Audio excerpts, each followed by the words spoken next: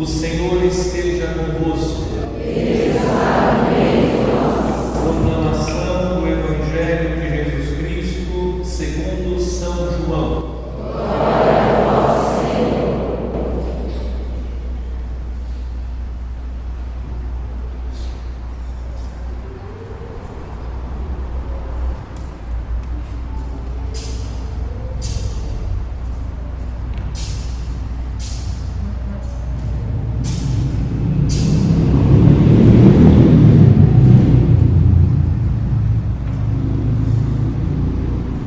Naquele tempo, Jesus ergueu os olhos para o céu e rezou, dizendo: Pai Santo, guarda-os em teu nome, o nome que me deste, para que eles sejam um, assim como nós somos um. Quando eu estava com eles, guardava-os em teu nome, o nome que me deste. Eu guardei-os, e nenhum deles se perdeu, a não ser o filho da perdição, para se cumprir a Escritura.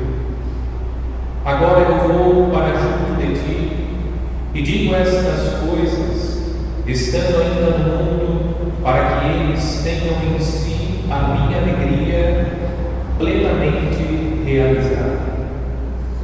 Eu lhes dei a tua palavra, mas o mundo os rejeitou, porque não são do mundo, como eu não sou do mundo. Não te peço que os tires do mundo, mas que os guardes do maligno. Eles não são do mundo, como eu não sou do mundo. Consagra-os na verdade, a tua palavra é verdade. Como tu me enviaste ao mundo, assim também eu os enviei ao mundo. Eu me consagro por eles, a fim de que eles também sejam consagrados na verdade. Palavra da salvação.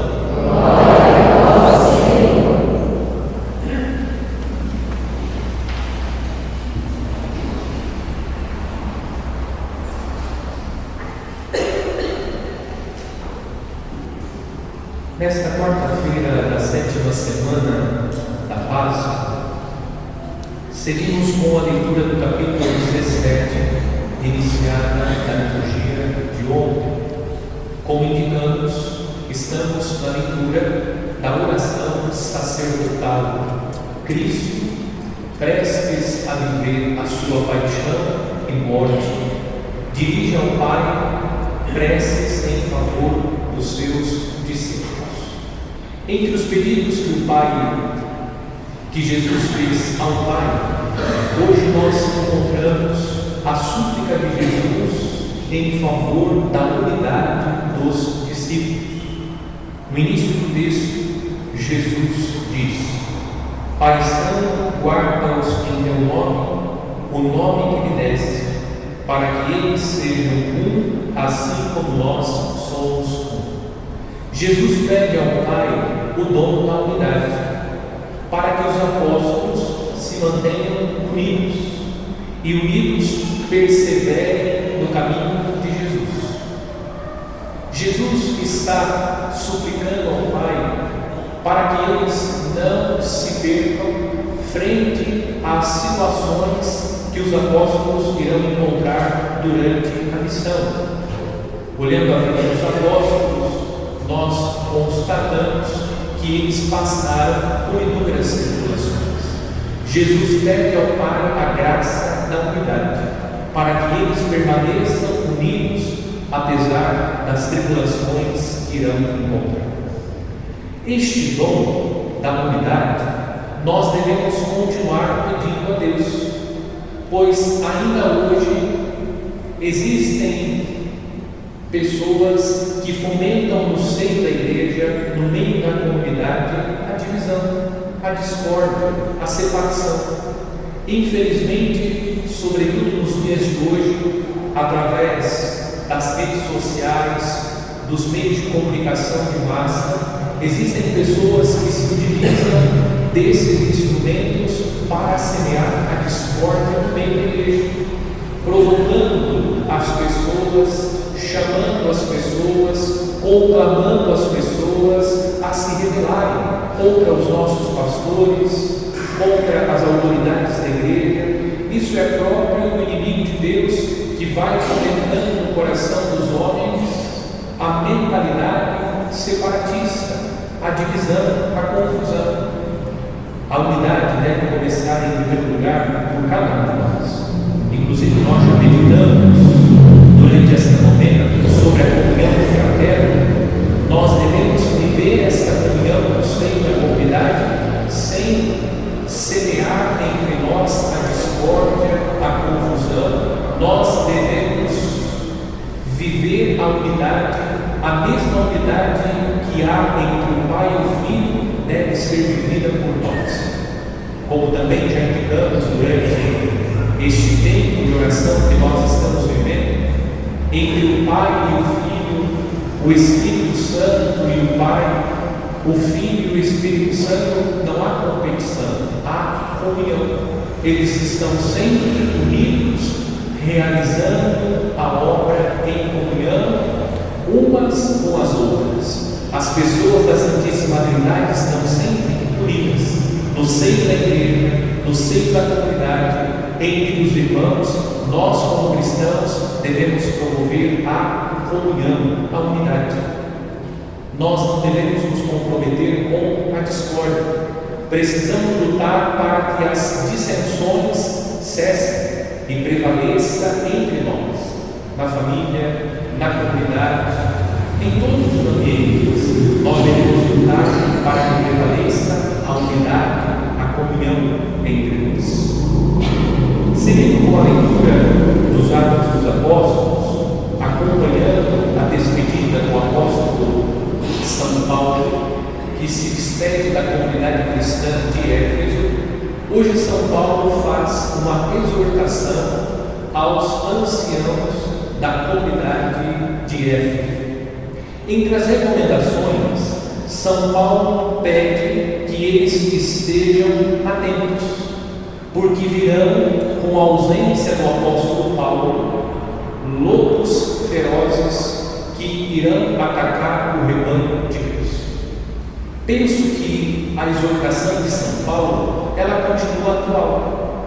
Nos dias de hoje, nós também encontramos lobos ferozes que querem atacar o rebanho de Cristo, as ovelhas de Cristo.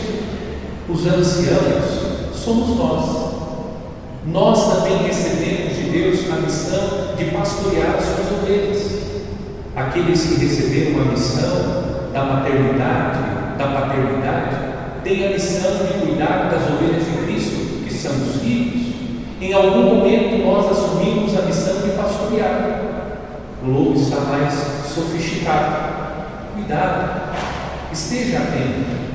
Aquilo que o seu filho, a sua filha estão assistindo, aquilo que o seu filho, a sua filha estão acessando na internet, porque o lobo, de forma sofisticada, silenciosa e sorrateira, entra para atacar as nossas casas, as nossas famílias, as nossas crianças. O lobo busca incutir no coração dos nossos adolescentes a confusão. O lobo busca incutir no coração dos nossos jovens o espírito de revolta contra os valores que nós cultivamos, fomentamos e transmitimos em nossas famílias. Se nós não permanecermos vigilantes e atentos, o lobo, de forma silenciosa, entra e fere profundamente as nossas famílias, os nossos jovens, adolescentes, crianças e também os adultos. Nós precisamos estar atentos, porque o lobo feroz quer nos atacar, quer destruir as nossas famílias, quer atingir a inocência das nossas crianças. Nós precisamos estar atentos e vigilantes para que o lobo não ataque e provoque feridas profundas nas nossas famílias. Peçamos a Deus, à luz da liturgia da palavra, a graça da unidade, que nós, como cristãos, especialmente nós que durante estes dias estamos rezando a novena ao Espírito Santo, possamos buscar a unidade, fomentar entre nós a comunhão, a vida fraterna, lutando contra toda discórdia e, sobretudo, possamos permanecer atentos para que o lobo feroz não destrua as nossas famílias. Neste sexto dia da novena, nós vamos meditar à luz do capítulo 8, versículo 35 dos Atos dos Apóstolos, sobre a missão da igreja de anunciar o Evangelho, a missão de proclamar a boa nova de Jesus Cristo. Nós estamos durante esses dias contemplando a comunidade dos Atos dos Apóstolos, porque reconhecemos que esta comunidade é o modelo ideal, é o modelo perfeito de comunidade cristã. E nós estamos considerando os versículos dos textos bíblicos, contemplando as virtudes da comunidade cristã, pedindo ao Espírito Santo que também conceda-nos as mesmas virtudes. Nós já vimos, olhando os capítulos anteriores da nossa novena, nós meditamos sobre os apóstolos. O Espírito Santo nos ensina através dos nossos pastores, porque a comunidade cristã dos Atos dos Apóstolos perseverava nos ensinamentos dos apóstolos. O Espírito nos ensina através dos nossos pastores, legitimamente constituídos para nos ensinar. É o Espírito que vai nos instruir. Nós meditamos sobre a comunhão fraterna, vimos a importância da comunhão fraterna, da vida comunitária para o nosso crescimento.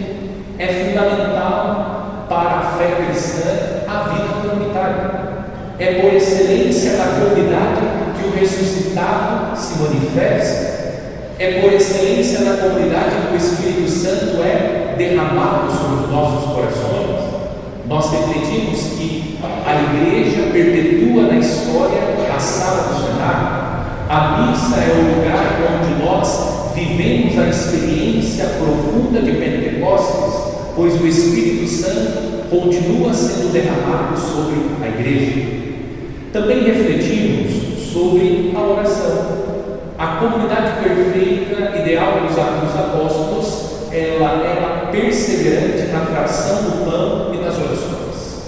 É fundamental que nós vivamos a vida de oração, para que a nossa alma esteja nutrida e fortalecida espiritualmente. A oração é o grande diálogo que nós estabelecemos com Deus, compreendendo a vontade de Deus. Não impomos a nossa vontade, mas acolhemos a vontade, os desígnios de Deus. Na segunda-feira nós tratamos sobre o diálogo, a importância do diálogo, e o diálogo é caracterizado pela fala respeitosa, pela fala com caridade e pela escuta respeitosa. E ontem nós refletimos sobre a presença da Virgem Maria na igreja. E pela leitura da Sagrada Escritura nós constatamos que Deus quis a participação da mulher, e todas as mulheres do Antigo Testamento elas são prefiguração da Virgem Maria, a grande mulher que participou da obra da salvação.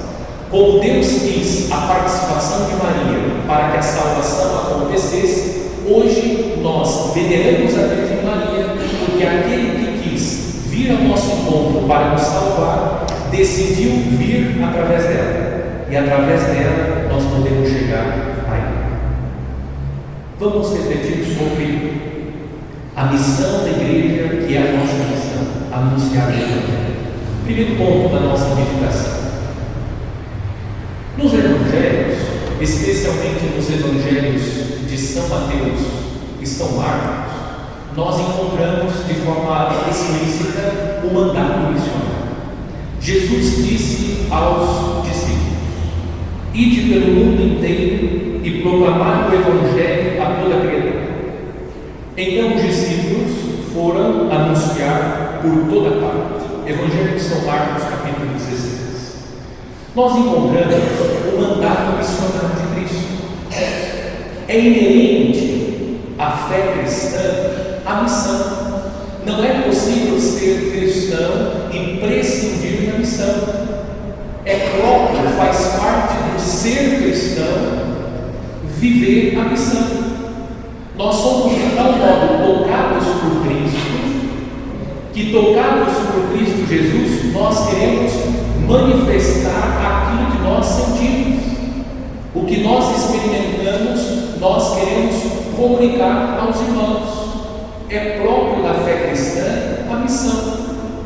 Quando Jesus volta para o Pai, Ele envia os discípulos para que eles possam continuar a missão. Nós participamos da Igreja de Cristo e pelo batismo nós somos chamados a ser sal da terra e luz do mundo.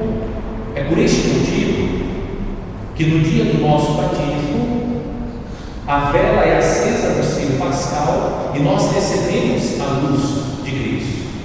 Primeiro, para que a luz de Cristo ilumine a nossa vida. Depois, para que nós sejamos luz, como ouvimos no Evangelho.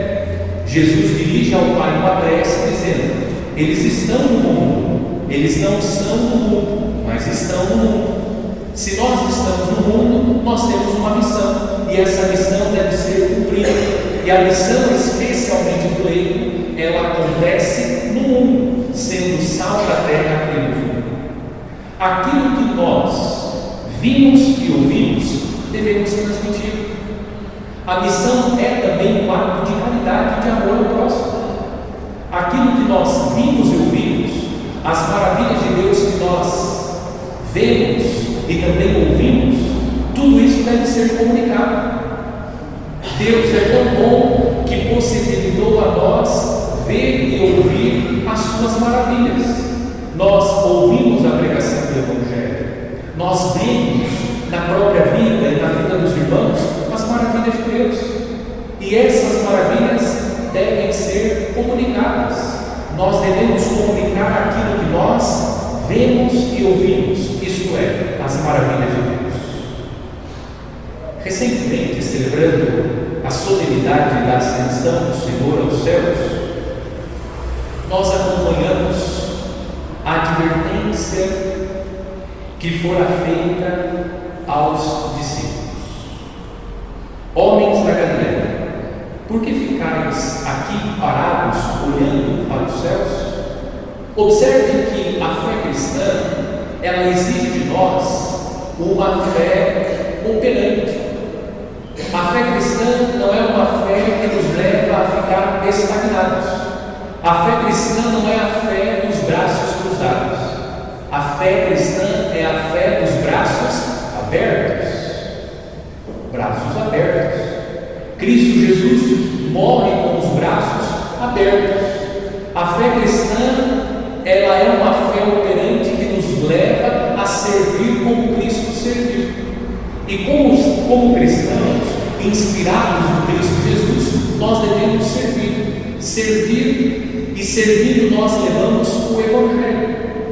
Na solenidade da Ascensão, nós refletimos que a invisibilidade de Cristo, a invisibilidade física de Cristo, fisicamente hoje nós não vemos Jesus. A invisibilidade física do Senhor, que está sentado à direita do Pai, deve ser suprimida pelo seu corpo místico, isto é, pela igreja da qual cada um de nós faz parte. Deixa mais simples: nós devemos ser o Cristo visível para os irmãos. É através de nós que Cristo deve ser visto, deve ser manifestado. É através dos nossos gestos e palavras que o Cristo deve ser sentido. Nós recebemos de Cristo esta missão. Nós não recebemos o Espírito Santo de Deus apenas como um dom que fica restrito a nós mesmos. O Espírito Santo nos é dado para que, revestidos pela força do alto, nós possamos continuar no mundo as obras de Cristo. de tal modo que Cristo seja visto. Você anda tornando visível Cristo Jesus. Cristo está sendo visto em nós. As nossas atitudes, as nossas palavras tornam Cristo visível, porque você e eu recebemos o Espírito Santo para que Cristo seja visto e ouvido através de nós. Trata-se de uma dádiva de Deus. Cristo não precisa de nós. Deus não precisa da nossa ajuda. Mas Jesus quis associar ao seu ministério os seus discípulos. E nós fazemos parte dos discípulos de Cristo. Mesmo podendo fazer tudo sozinho, Ele requer a nossa participação. Deus requer a nossa participação. Ele poderia fazer todas as coisas sozinho, como nos ensina Santo Agostinho. Aquele que fez tudo sozinho não quis salvar-nos sem nós. A Virgem Maria, como vimos ontem, e outras mulheres participaram da obra da salvação. Homens participaram da obra da salvação, porque Deus requer a nossa participação. Somos chamados a ser outros Cristos, isto é, ser presença palpável de Jesus no mundo. A nossa missão é ser uma presença palpável do Cristo no mundo. O mesmo Espírito que envolveu a Virgem Maria com sua sombra é o mesmo Espírito que foi derramado sobre nós. E por que o Espírito Santo envolveu a Virgem Maria com a sua sombra? Para que o Verbo Divino se tornasse carne no seu ventre bendito. O Espírito foi derramado para que nós pudéssemos ser esta presença de Cristo, para que o Verbo Divino, aquele que se encarnou, possa ser visto através de nós. Por isso recebemos o Espírito Santo, para ser esta presença palpável, visível de Cristo Jesus. Segundo, anunciar o Evangelho. Vamos recordar as 5 características da comunidade cristã dos Atos dos Apóstolos. Se lembram? As 5 palavras gregas: o querigma, a koinonia, o que mais? A martiria, a liturgia e a diaconia. As 5 palavras. O querigma significa anúncio. É sobre isso que nós estamos refletindo hoje. O anúncio. Cada um de nós, segundo o nosso ministério, somos chamados a anunciar o Evangelho, a levar a boa nova de Jesus. É uma característica da comunidade dos Atos dos Apóstolos, anunciar o Evangelho. Como nós consideramos a comunidade dos Atos dos Apóstolos o modelo, nós também devemos ser uma comunidade que anuncia o Evangelho. Aquilo que nós ouvimos, aquilo que nós vemos, precisa ser partilhado. Nós precisamos partilhar. Nós, cristãos católicos, não temos o hábito de falar das maravilhas de Deus. Nós ficamos envergonhados de falar sobre as maravilhas de Deus, de anunciar a boa nova de Jesus, de anunciar o amor de Deus. Nós somos chamados, como cristãos, como membros do corpo de Cristo, a levar esta boa nova. Agora, atenção. A boca fala do que o coração está cheio. Se nós não estamos cheios do Evangelho, se o nosso coração não está cheio da palavra de Deus, nós não vamos anunciar o Evangelho. Nós vamos falar de outras coisas, menos do Evangelho. O primeiro ato que nós precisamos fazer para que nós possamos cumprir a nossa missão, anunciar a boa nova de Jesus, é encher o nosso coração. Jesus disse no Evangelho: a boca fala do que o coração está cheio. O que você está enchendo no seu coração? Qual é o alimento que nós estamos espiritualmente ingerindo para que o nosso coração esteja cheio e cheio ele possa transbordar. Se nós não enchemos o nosso coração, a nossa vida, com a palavra de Deus, a palavra de Deus não sairá, porque a boca fala do que o coração está cheio. O nosso coração precisa estar cheio da palavra de Deus. Significa que você tem que ficar 24 horas com a Bíblia debaixo das axilas.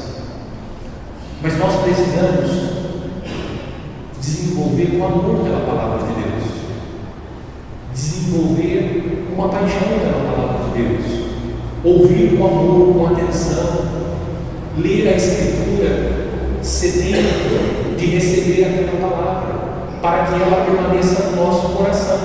Nós falamos sobre política, futebol, viagem, comida, filhos. As mulheres falam sobre moda, sobre economia. Falamos sobre inúmeras coisas, mas não falamos sobre o Evangelho. Pense um pouquinho. Com quem você falou hoje sobre o Evangelho? Sobre as coisas de Deus? Será que durante o dia hoje, em algum momento nós falamos pelo menos alguma palavra sobre o Evangelho, sobre as maravilhas de Deus? Nós falamos sobre muitas coisas e outras coisas prevalecem e às vezes nós jogamos conversa fora. Poderíamos falar mais das coisas de Deus, das maravilhas de Deus. Isso é ser sal da terra no mundo. Nós precisamos carregue no seu coração alguns versículos bíblicos. É importante decorar alguns versículos, porque na hora da dificuldade, a palavra de Deus ela vem para iluminar. A palavra de Deus vem em auxílio da nossa fraqueza. E também nós podemos ajudar outras pessoas, carregando no nosso coração. Nós guardamos tanta coisa no coração, piada, apelido do outro, tanta coisa nós guardamos. Mas e a palavra de Deus? Guardamos muitas coisas no coração, mas os versículos da palavra de Deus, não estou dizendo que nós temos que decorar toda a Sagrada Escritura, mas é importante ter de cor. De cor significa ter no coração, porque quando nós precisamos de uma força, nós vamos encontrar essa força na palavra de Deus.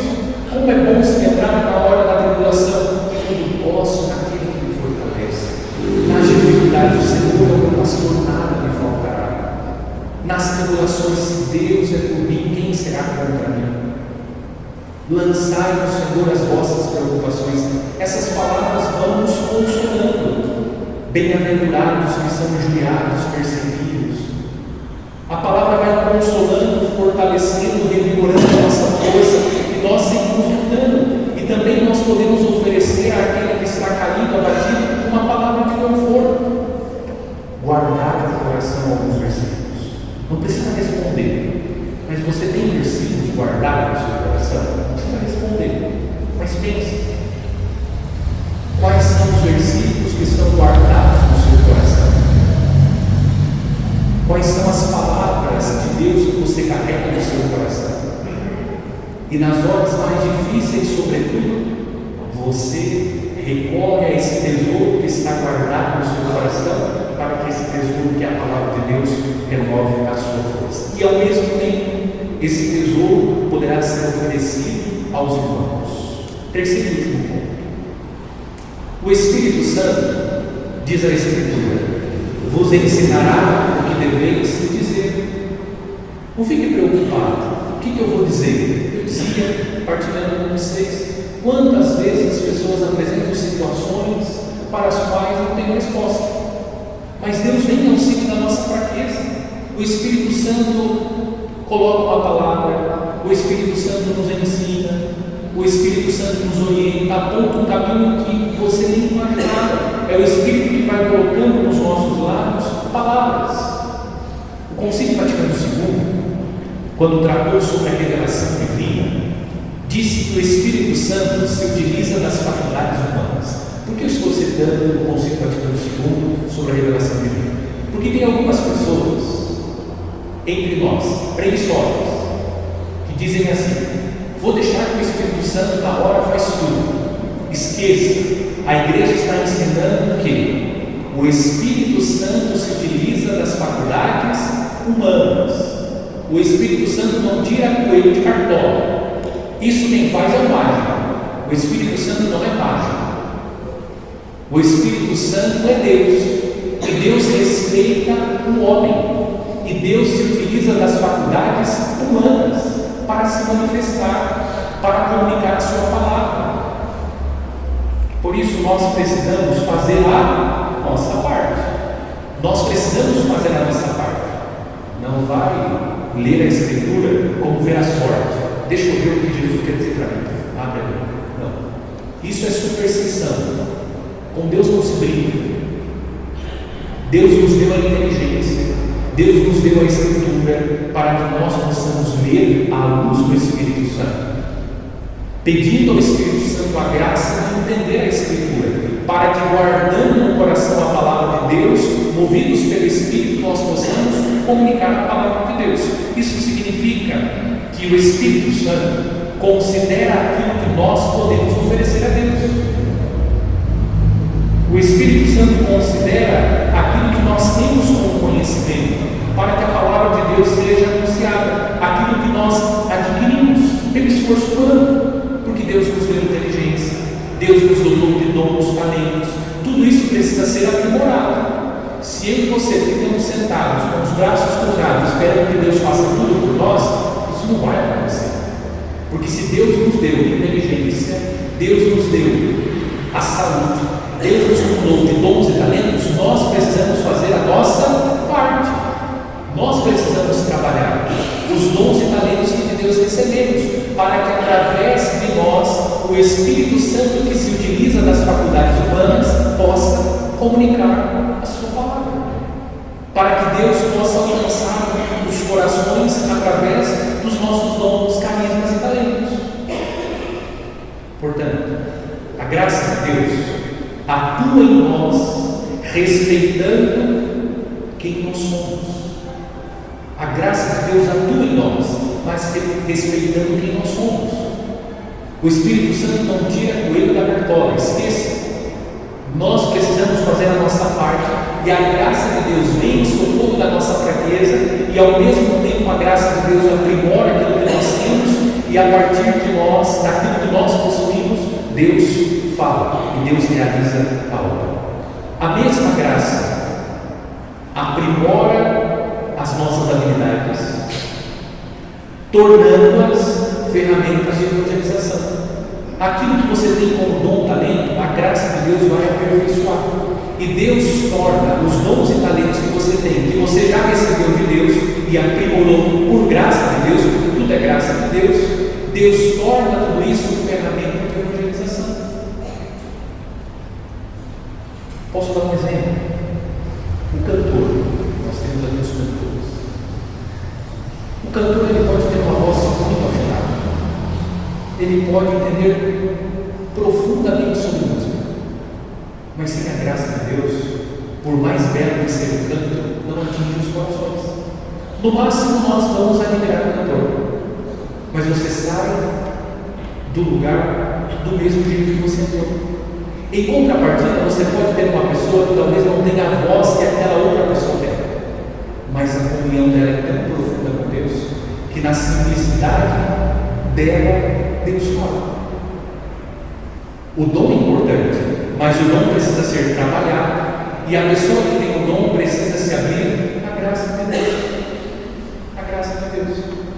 Dou um outro exemplo da minha vida. Quando nós estamos, sobretudo, começando a nossa caminhada formativa para a vida sacerdotal, você se preocupa com muitas coisas. Eu me lembro que uma vez eu preocupei tanto preparar uma homilia. Eu tinha a missão de fazer essa lição da palavra com uma comunidade bem simples, mas também. E preparei a homilia, aquela preocupação de fazer uma boa homilia para a comunidade. Terminei a celebração. Uma senhora me procurou: nossa, eu queria agradecer. Coraçãozão. Falei, acho que ela gostou da homilia. Sabe o que ela falou? Eu queria agradecer porque, nossa, aquela musiquinha que você cantou no final da celebração tocou tanto o meu coração. Era uma musiquinha mais sem graça do mundo. E foi aquela musiquinha mais mais sem graça do mundo que tocou o coração daquela senhora. Deus me ensinou naquele dia.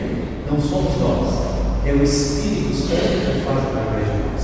Nós precisamos fazer a nossa parte. Continuo preparando as minhas homilias, mas preciso entender que não sou eu, é a graça de Deus através de mim e através de cada um de nós que toca o coração das pessoas. Às vezes nós imaginamos tantas coisas e Deus vai alcançar o coração das pessoas através das pequenas coisas. Conte com a graça de Deus, busque aprimorar os seus dons, porque Deus quer usar na sua pequenez, na sua fragilidade, nos seus limites, nos meus limites, nas nossas fragilidades. Deus deseja que nós participemos. Você pode evangelizar, você pode anunciar o Evangelho, porque quem fala através de nós é o Espírito Santo. Faça a sua parte, aprimore os dons que você tem, que você recebeu de Deus, e esteja aberto à graça de Deus.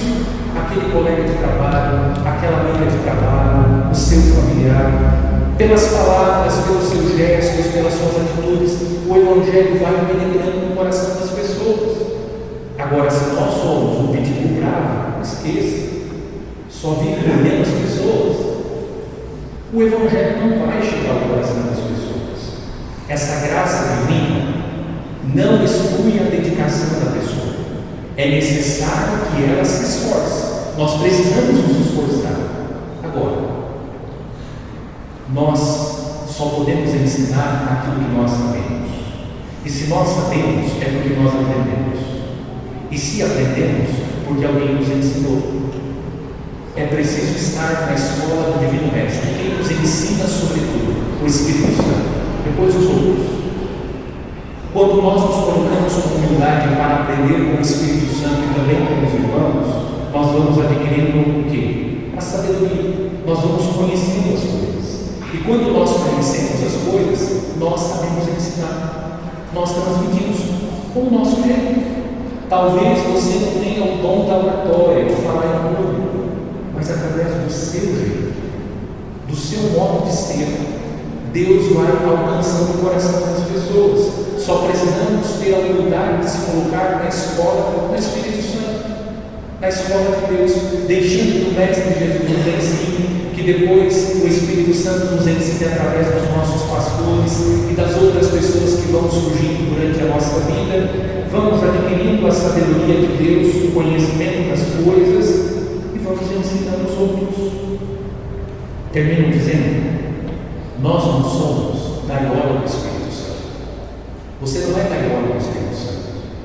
Você não recebeu o Espírito Santo para aprisioná-lo dentro de si. Nós recebemos o Espírito Santo para anunciar o Evangelho de Jesus Cristo. Chega de ser gaiola do Espírito Santo. Hoje vamos abrir a porta da nossa gaiola para que o Espírito Santo possa atingir o coração de outras pessoas. Às vezes nós vivemos como gaiola do Espírito Santo.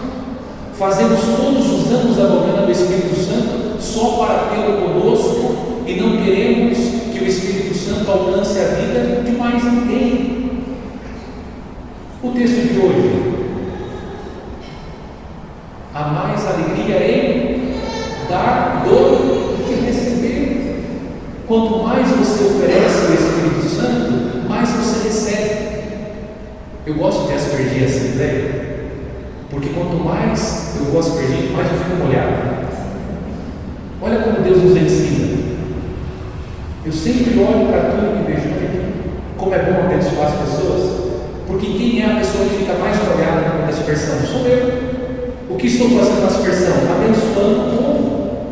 Veja Deus nos ensinando. Quanto mais nós oferecemos, mais abençoamos, mais anunciamos o Evangelho, nós somos mais abençoados. Se você não está sendo abençoado, é porque talvez você não está abençoando, porque você não está anunciando o Evangelho. Você é membro da igreja, você recebeu essa missão: ide por todo mundo e pregar o Evangelho. Essa pregação, ela ocorre de modo especial pelo nosso testemunho, como nos ensinam os santos, mais precisamente Santo Antônio: cessem as obras cessem as palavras e falem as obras. As nossas obras é uma grande pregação do Evangelho. Devemos falar também, mas sobretudo que as nossas obras sejam a pregação do Evangelho. Não se esqueça, você recebeu de Deus a missão de pregar o Evangelho. O padre tem a missão, sim, mas você também tem a missão de pregar na sua casa, para o seu filho, para a sua filha. Eu já disse, não é ser católico chato, igual tem aquelas pessoas que são chatas, não, mas é pregar com a sua vida, na conversa, levando os valores, o seu testemunho, a sua alegria, como nós já meditamos. Não é ser ranzinhos, é levar a alegria de Cristo. A partir das pequenas coisas, o Evangelho vai caindo no coração e as vidas são transformadas por Deus através da sua vida. Que alegria, já pensou? Entrar no céu, encontrar uma pessoa que através de você um dia recebeu o Evangelho, que está lá no céu. Que alegria! Poder encontrar aquele colega de trabalho, aquela amiga de trabalho, que você um dia falou de Deus para ela. Nós não conseguimos, guarde isso no seu coração, nós não conseguimos mensurar o que Deus pode fazer através de nós. Às vezes uma palavra que nós um dia dissemos tocou de tal modo a vida da pessoa que ela mudou completamente a vida e você nem sabe. E certamente isso acontece muito com cada um de nós. Vamos perseverar e anunciar o Evangelho.